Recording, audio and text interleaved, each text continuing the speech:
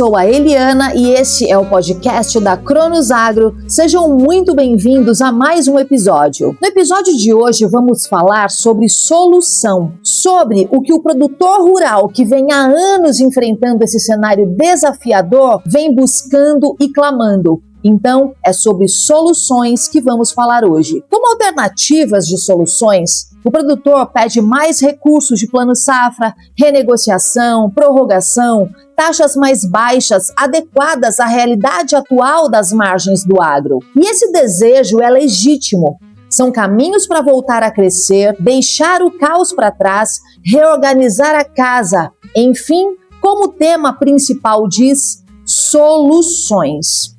Então, vamos falar de cada uma dessas soluções de uma forma abrangente, mas entendendo os dois lados da mesa, o lado do produtor e o lado dos bancos, o lado de quem toma o crédito e o lado de quem concede esse crédito. E desse lado podemos também incluir o que fazem os governos, as leis, como são postas as regras de concessão e gestão de crédito. Mas vamos falar principalmente no que acontece entre pedir por solução e efetivamente ter essa solução. Falar sobre o trabalho técnico que precisa ser feito quando eu peço a solução e sobre o que acontece entre pedir essa solução e realmente acessar essa solução. Eu gosto muito da palavra clareza, porque eu acredito que a clareza, o conhecimento dos fatos, são os elementos que podem nos dar as ferramentas, os meios para que possamos solucionar nossos problemas. E um dos grandes problemas hoje do agro é exatamente o acesso ao crédito. Seja a falta de acesso, o acesso adequado e até mesmo o crédito como problema no caso da inadimplência. Todo ano, vemos as entidades pedindo mais recursos para o Plano Safra. E os governos, de modo geral, independente do viés, aumentam os valores ano safra após ano safra. Mas hoje, não é mais sobre volume de crédito. O que importa primeiro são os mecanismos de acesso a esse crédito, as regras desse acesso e, acima de tudo, para muitos produtores, a sua própria realidade particular para acessar ou não esses créditos. Então vamos a um ponto fundamental. A regra geral do crédito, desde sempre, é que para se ter acesso a crédito, é primordial a ausência de restrições e a apresentação de garantias, principalmente em grandes volumes de crédito, como é o caso do agro. Nesse cenário de alta inadimplência no segmento, os bancos apertaram ainda mais as exigências de garantia. Então, eu te faço uma pergunta direta. Se hoje o governo ampliasse ainda mais o volume de recursos para o Plano Safra, se a taxa fosse readequada, você, produtor rural, estaria elegível a acessar esse crédito com bom score, sem restrições e com garantias novas para apresentar? Essa pergunta merece reflexão honesta, porque ela define o terreno em que tudo mais se sustenta. Se a resposta é não ou não sei direito, então o debate público sobre volume de plano safra, sobre taxa, sobre prazo, não chega no produtor de fato. O problema hoje não é só volume de crédito, é o acesso. O recurso pode estar disponível em volume recorde no balcão do banco e ainda assim não chegar até quem precisa, porque o mecanismo de acesso não funciona para essa realidade particular. E aqui, um ponto importante a ser ressaltado. A maior parte das garantias dadas em operações tomadas entre 2021 e 2022 foram avaliadas com o valor da terra em pico histórico. E o saldo daquelas operações naquele momento cabia confortavelmente dentro da cobertura exigida. Só que essas operações, em muitos casos, vêm sendo prorrogadas e alongadas há alguns anos, com juros altos correndo, com parcelas sendo empurradas e somadas, e esse saldo só cresceu. Ao mesmo tempo, com a correção dos preços de terra nos últimos anos, a avaliação da garantia foi sendo revisada para baixo. Os dois movimentos correndo em direções opostas. Assim, com o saldo da dívida subindo e o valor da terra caindo, a cobertura que antes era de 120%, 150%, Essas mesmas garantias, hoje em muitos casos, está em 80%, 90%. A garantia que existe já não comporta mais a operação que ela está garantindo. É uma conta que o produtor não está fazendo, mas o banco está. Por isso, em muitas mesas de crédito hoje, está aparecendo o pedido de reforço de garantia em operações já contratadas antes mesmo de se falar em uma nova operação. Sem garantia nova livre para oferecer, a operação nova simplesmente não sai, não importa o tamanho do pacote que o governo ofereça. Outro fato relevante é que o crédito rural não vive isolado da vida financeira do produtor. O banco enxerga o cliente integralmente, CPF, empresa, a vida financeira completa. Então, qualquer restrição em qualquer linha, protesto, negativação, dívida tributária, impedem o acesso ao crédito, mesmo que a operação rural esteja em ordem ou prorrogada ou renegociada, mesmo que a garantia esteja livre.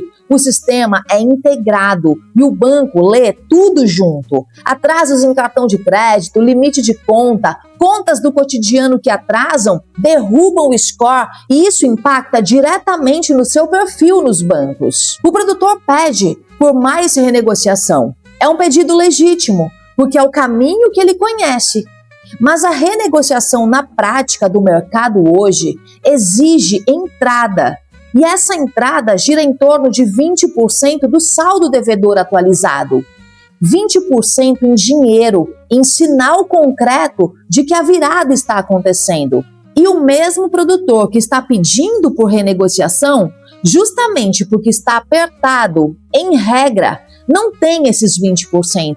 Em algumas operações, além da entrada, pede-se reforço das garantias. Então, qual é o sentido de pedir renegociação sem ter o que a renegociação exige? Sem isso, o pedido vai para a mesa, fica em análise e a resposta é silêncio ou negativa.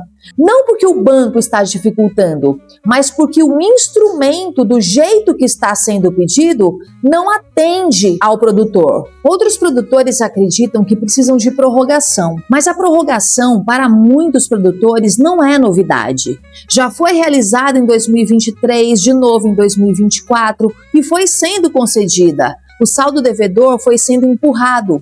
Só que cada vez que se empurra uma parcela, ela soma com a parcela do ano seguinte. E quando a soma fica maior que a capacidade da próxima safra, a prorrogação para de funcionar. E é o que está acontecendo agora. O acúmulo de prorrogações de safras anteriores chegou no ponto em que a próxima parcela já não comporta nem o que era devido, quanto mais o que foi acumulado. Enquanto isso, a dívida cresceu, as garantias foram ficando insuficientes, a inadimplência foi aumentando, o banco foi apertando mais ainda as regras e cada ciclo deixou o produtor em uma posição um pouco pior do que estava no ciclo anterior. E essa é a verdade dura desse momento. As soluções tradicionais, ainda que existam no papel, ainda que estejam postas na regulamentação, na prática, o produtor não alcança.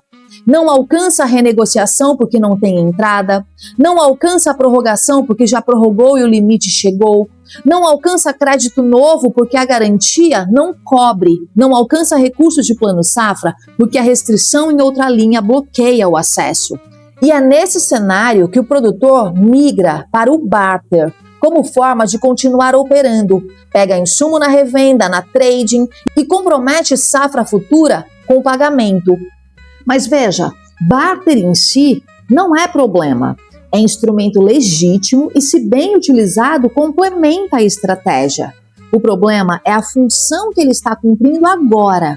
Quando o produtor compromete safra futura para conseguir insumo agora em condição que não é a melhor, ele paga caro pelo insumo, recebe pouco pela safra e fecha essa equação numa só operação que parece simples. A margem real é exprimida nas duas pontas e essa pressão só vai aparecer quando a safra for entregue. E o produtor, em muitos casos, está plantando, está colhendo, em algumas regiões com safra recorde. E por estar produzindo, tem a sensação de que está resolvendo o problema, mas não está. Porque ao mesmo tempo em que a operação produtiva segue rodando via barter, a margem real está cada vez mais apertada por essa equação desfavorável. E o que sobra dessa operação não paga as prorrogações que se acumularam, não paga as renegociações que estão pendentes, não paga as dívidas existentes que continuam correndo. Mas como ele está plantando, e enquanto está plantando, sente que está fazendo sua parte, que está se mexendo, que está produzindo. A dívida bancária fica de lado, mas continua crescendo com juros e encargos. Os processos judiciais seguem avançando, gerando novos custos, as garantias ficam ainda mais expostas. E o produtor, ocupado com a safra que precisa entregar, não está olhando para o que está crescendo em silêncio do outro lado.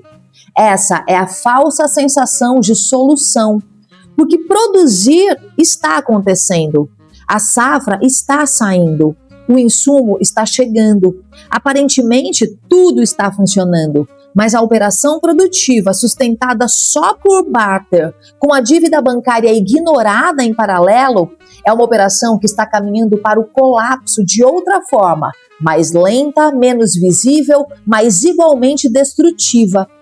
Enquanto espera que algo aconteça, alguma solução, algum pacote do governo, alguma morosidade da justiça que proteja para sempre, a dívida segue subindo, os encargos sobem, os processos avançam, o patrimônio fica em risco e a próxima safra vai sendo comprometida por preço cada vez pior. O custo da espera é sempre maior que o custo da ação. Sempre. Eu vou parar agora para te fazer algumas perguntas. Não estou perguntando para o mercado, não estou perguntando para o setor, estou perguntando para você individualmente que está me ouvindo, com a sua situação real, com os seus números reais. Você está prorrogando algumas safras e agora chegou a hora de renegociar com mais prazo, com mais carência. Você tem os 20% de entrada? Você se preparou para chegar à mesa do banco com o que a renegociação exige? As parcelas que você prorrogou e foram empurradas sem ajustar de fato o pagamento à sua realidade, você conseguiu cumprir com essas parcelas que já foram prorrogadas? Ou elas chegaram e você precisou prorrogar de novo e talvez elas estejam chegando novamente e você já não possa mais prorrogar? Você que quer crédito novo, você está sem restrição? Tem garantia livre para apresentar? Seu score está em condições de ser aprovado? Você que precisa se reorganizar, está agindo? Está encarando sua realidade com verdade para de fato mudar sua situação atual? Ou será que você terá mais um ano safra de auto-engano esperando que algo externo aconteça para resolver a sua situação interna? Você realmente acredita que essa morosidade da justiça vai durar para sempre? Que nunca vai chegar o bloqueio dos bens, o bloqueio das suas contas, a retomada do imóvel dado em garantia? Você acredita que dá para seguir adiando mais ainda isso? Você acredita mesmo que deixar essa dívida correr solta, crescendo com juros, é a melhor solução? E uma questão extremamente importante: você está conversando com alguém que de fato vai atuar na solução dos seus problemas? Ou está só ouvindo quem te diz o que você quer ouvir, quem concorda com a sua opinião e segue no improviso esperando uma solução que ainda não foi inventada? Eu sei que são perguntas duras, mas a resposta a cada uma delas está dentro de você e a verdade da resposta é o que separa o produtor que vai resolver do produtor que vai ser engolido, porque o cenário não para, ele só piora para quem fica parado. Então, a pergunta deixa de ser o que virá, uma incógnita, e passa a ser o que eu faço agora.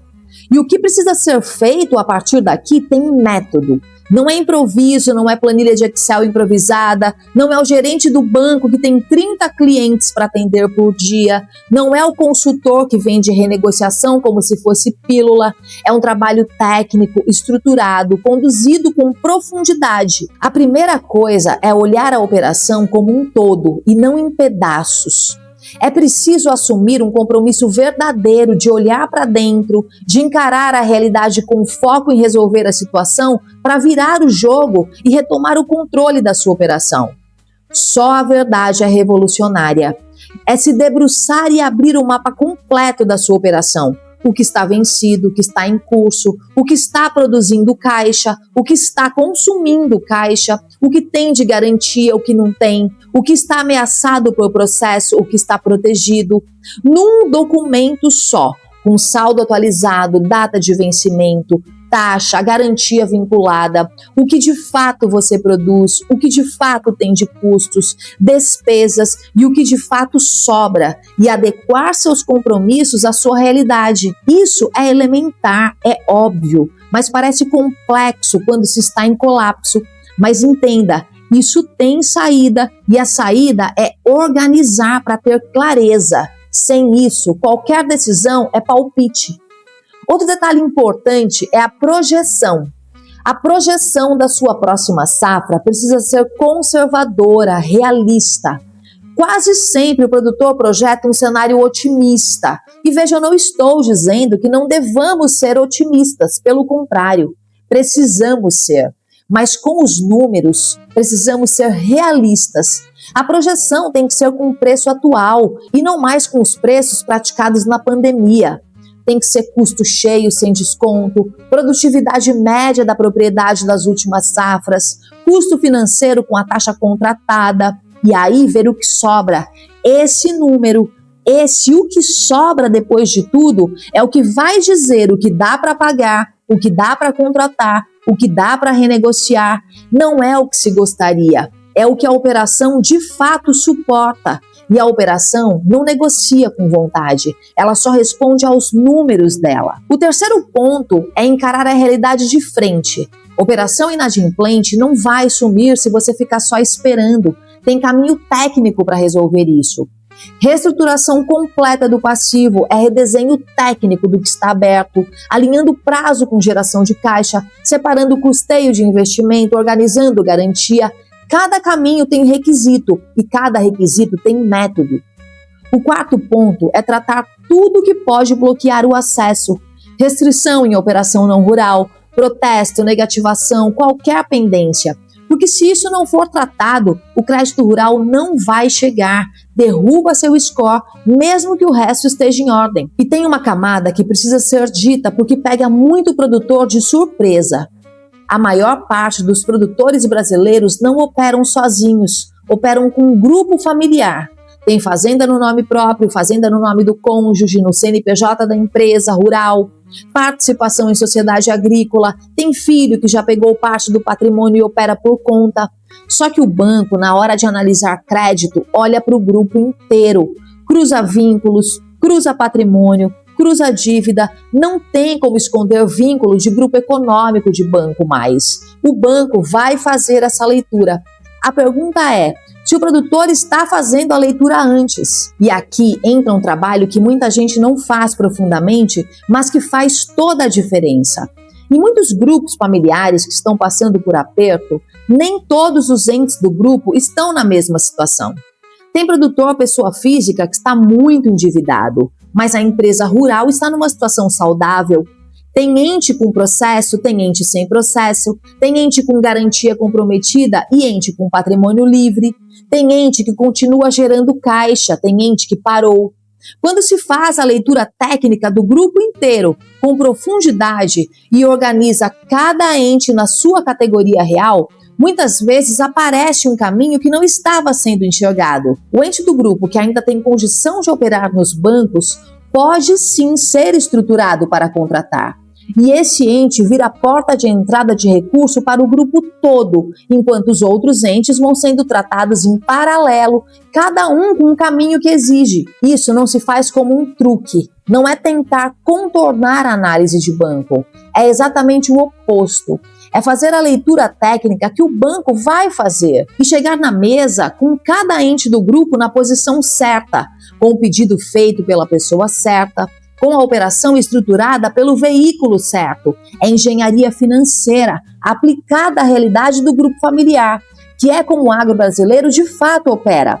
Mas isso precisa ser feito de forma aprofundada e não só isolando esse membro do restante do grupo, porque isso não funciona mais. E é exatamente nesse trabalho que entra a Cronos. A Cronos é mais que uma consultoria de crédito rural, é engenharia financeira aplicada ao agronegócio, com uma diferença que poucas consultorias têm. Nós olhamos sua operação com o olhar do lado da mesa, o olhar de quem decide, não do lado da mesa que pede, porque eu estive por quase 2 décadas no mercado financeiro dentro de banco, analisando, aprovando, negando crédito, e é com esse conhecimento que nós lemos a sua operação, modelando o cenário, estruturando o passivo, fazendo leitura de grupo familiar e memorial técnico defensável.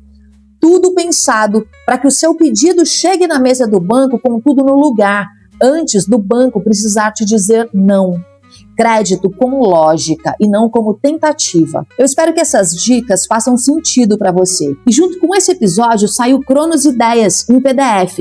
Leia o material com calma, é leitura aplicada do que conversamos aqui hoje.